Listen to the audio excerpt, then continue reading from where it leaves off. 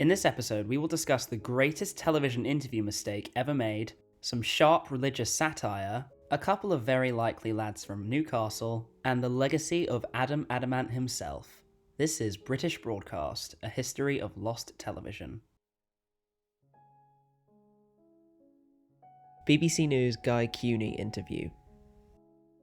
After the outcome of the Apple Corps versus Apple Computer court case was announced, BBC News decided to invite British internet expert Guy Kewney to discuss the matter. At the same time, Guy Gomer was situated in the main reception area of the BBC television centre to be interviewed for an accountancy role. A producer was sent to fetch Kewney for the interview, being informed he was present in the main reception area. In actuality, Kewney was in another reception area in preparation for the television interview. The producer then asked a receptionist where Kewney was, with her pointing at Gomer. Although not entirely sure whether this was Kewney, the producer became convinced when, upon asking Gomer if he was Guy, Gomer replied that he was. He then ushered Kewney to the BBC News 24 studio, where Gomer was applied makeup and sent to the television studio in front of cameras and applied with a microphone. Despite the unusual circumstances surrounding the preparation, Gomer remained convinced he was about to be interviewed for the job. After all, how could they make such a fatal error? However, to his visible shock, he discovered that a case of mistaken identity had occurred when interviewer Karen Bowerman referred to him as Guy Kewney and began to ask Gomer questions about the Apple Corps versus Apple Computer case on live television. Although startled, Gomer maintained his composure and was able to answer Bowerman's questions competently. At the same time, the real Kewney was appalled by the mishap. Afterward, Gomer was interviewed for the accountancy role, but was unsuccessful. The exact circumstances of why he didn't get the job are unclear. Meanwhile, the BBC, upon discovering the mistake, invited Kewney to participate in a newly filmed interview to discuss his thoughts on the court case, which he hoped would repair his image following the Gomer interview. Although the footage was recorded, the BBC decided to broadcast a live interview of the British writer and journalist Rupert Goodwin's in its place. Kewney was particularly upset over the ordeal, being particularly critical of Gomer. Nonetheless, the pair set aside their differences following a meeting on the 7th of July 2007. The interview, featuring the wrong Guy, has become one of the most famous news reporting mishaps of all time, enabling Gomer to appear on multiple television shows in the years following, and a film about his life is apparently in development. The Guy Gomer interview is widely available for public viewing. On May 10, 2016, 10 years after the interview was broadcast, BBC News uploaded HD upscaled footage of the interview with subtitles giving a look at Gomer's perspective, including what happened a few seconds before the live interview was due to commence. In contrast, Guy Kewney's interview has never been broadcast on BBC television and has yet to surface online. The only evidence of the interview existing was a mention by Kewney on his newswireless.net blog. It's unknown if it will ever be released, but a 20th anniversary release in 2026 would be a very interesting choice. Adam Adamant Lives. Adam Adamant Lives is a British swashbuckling comedy adventure television series that ran from 1966 to 1967 on BBC One, starring Gerald Harper in the title role. Proposing that an adventurer born in 1867 had been revived from hibernation in 1966, Adam Adamant Lives was a satirical look at life in the 1960s through the eyes of an Edwardian. Adam Adamant Lives has been called by modern observers what Doctor Who did next, because at least 3 Doctor Who alumni had key positions on the pilot. Most obviously, it reunited producer Verity Lambert with head of television dramas Sidney Newman. Together they had been at the core of decision makers who launched Doctor Who. The series also brought Donald Cotton, who had the same year written 2 serials for Doctor Who, back into Newman's orbit. Cotton and his writing partner Richard Harris would write the first script, A Vintage Year for Scoundrels, and would thus come to be credited as co-creators. Adam Adamant Lives was a quick replacement for the show Newman had actually intended, an adaptation of the adventures of library detective Sexton Blake. When the rights to the characters suddenly became unavailable, it fell to writers Cotton and Harris, along with script editor Tony Williamson, to come up with a replacement idea. Newman indicated near the end of his life that he had indeed been significantly involved in the rewrites, suggesting that his critic Mary Whitehouse had been partial inspiration for the character. Like Doctor Who, which had preceded it, Adam Adamant Lives was thus a show created somewhat by committee and circumstance. Reasons for the cancellation vary according to the different sources. Television critic Paul Stump opines in The Cult of Adam Adamant that the programme ended because The Avengers was a sexier, slicker, better funded version of the same concept. The programme's largest fan website counters by saying that Sidney Newman, as the BBC's head of television drama, cancelled the show due to a difference of opinion between himself and his star. An Avengers fan site neutrally agrees with both assessments. It says that the production values didn't match the Avengers and that despite good ratings, Newman wasn't happy with the show overall, and the star in particular. Adam Adamant was one of several shows disowned by the BBC despite their popularity. There were originally 29 black and white episodes composing 2 series, plus one unbroadcast pilot episode titled Adam Adamant Lives, without the exclamation mark. The 1902 sequence is now all that is known to survive of this unseen debut episode of the series, and only exists because it was later reused in A Vintage Year for Scoundrels. No copy or script of Adam Adamant Lives is known to exist, and the only documentation that remains is the description given in the drama early warning synopsis issued on Thursday, the 10th of March 1966.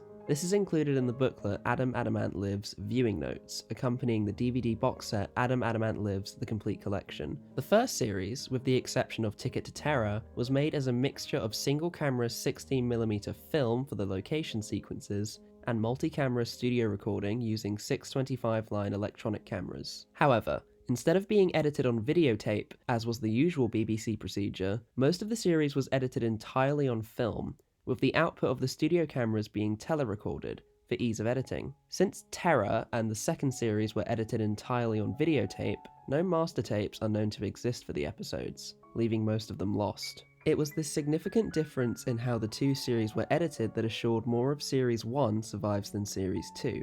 And Ticket of Terror, the only episode edited and broadcast on videotape, is effectively missing, and the only 2 surviving episodes from Series 2 are Black Echo and A Sinister Sort of Service.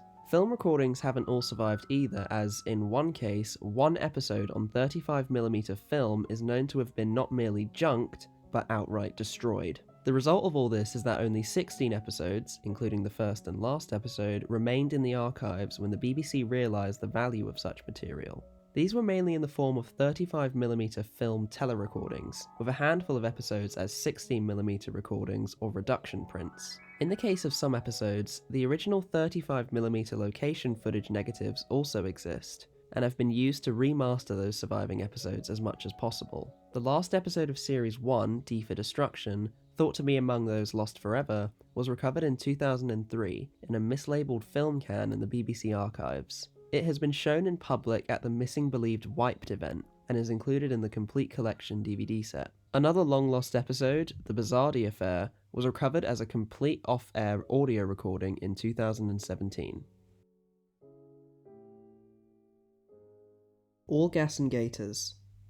All Gas and Gaiters is a British television ecclesiastical sitcom which aired on BBC One from 1966 to 1971. It was written by Pauline Devaney and Edwin Apps, a husband and wife team who used the pseudonym of John Rafe when writing the pilot. All Gas and Gaiters was also broadcast on BBC Radio from 1971 to 1972. All Gas and Gaiters, predominantly farcical in nature, was set in the close of the fictional St. Ogg's Cathedral and concerned various intrigues and rivalries among the clergy in the Church of England. The bishop was easygoing. His friend, the archdeacon, was elderly, tippling, and still appreciative of attractive women, and the bishop's chaplain was naive and accident-prone. Their wish to live a quiet bachelor life was continually threatened by the overbearing dean, who tried to bring by-the-book rule to the cathedral. The title is a pun, deriving from a comic expression, all is gas and gaiters, meaning all is well, uttered by an eccentric character in Charles Dickens' 1939 novel Nicholas Nickleby, and later used by writers such as P.G. Wodehouse, Agatha Christie, and Powell and Pressburger,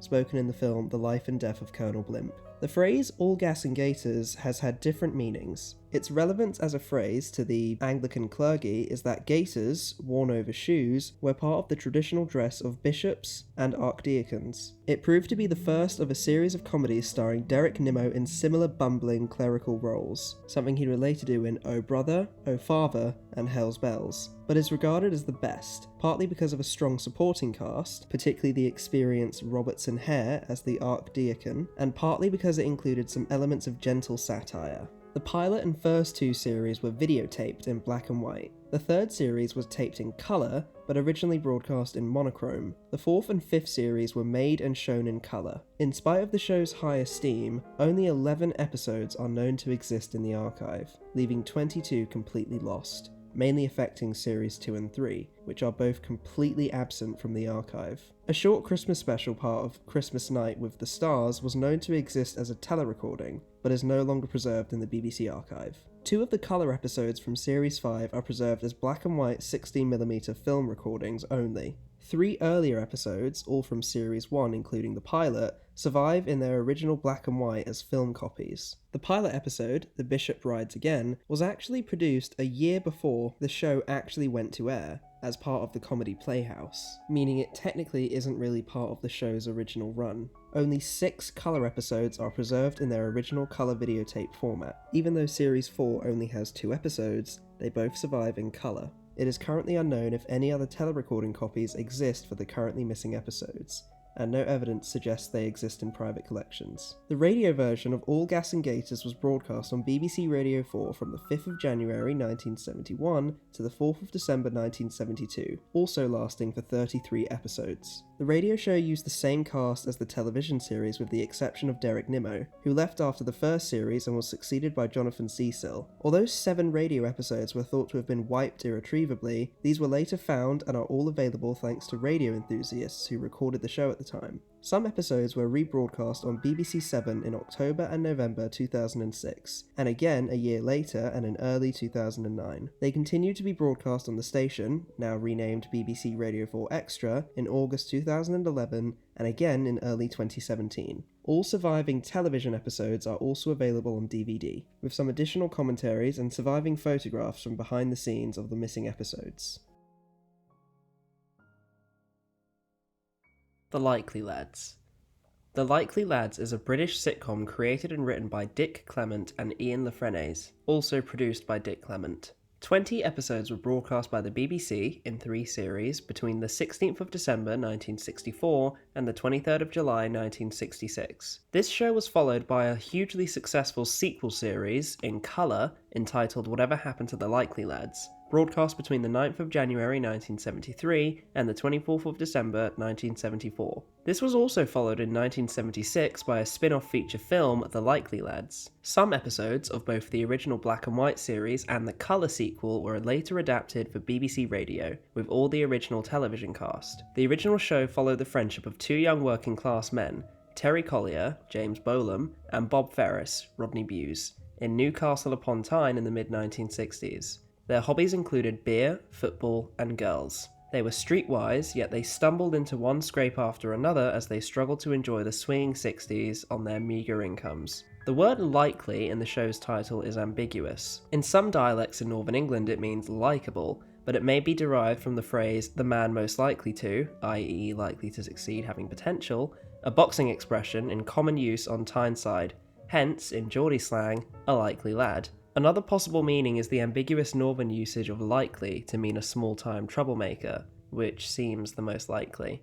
Damn it. Despite its success in creating a much-beloved recognisable duo, only 10 episodes from the original series are currently known to have survived destruction, all of which exist as telerecording copies as opposed to their original master videotape formats. Originally, only 7 were thought to exist after the archival purge, including the first and final episodes. But in 2001, the number was brought up to 8 when Series 2 Episode 4, The Last of the Big Spenders, was recovered. 17 years later in 2018, 2 further episodes from the same series, Star is Born, Episode 2, and Faraway Places, Episode 5, were recovered, and made available alongside the film adaptation on DVD as bonus features. 16 of the show's 20 episodes were remade for the show's radio adaptation, which fortunately includes almost all currently missing episodes, making them enjoyable in some way as opposed to not at all. The only episode not to exist in any format is Series 3 Episode 5, The Razor's Edge, which featured a guest appearance from Jeffrey Hughes and Irene Richmond, the latter who appeared previously in Series 2 Episode 3, Talk of the Town,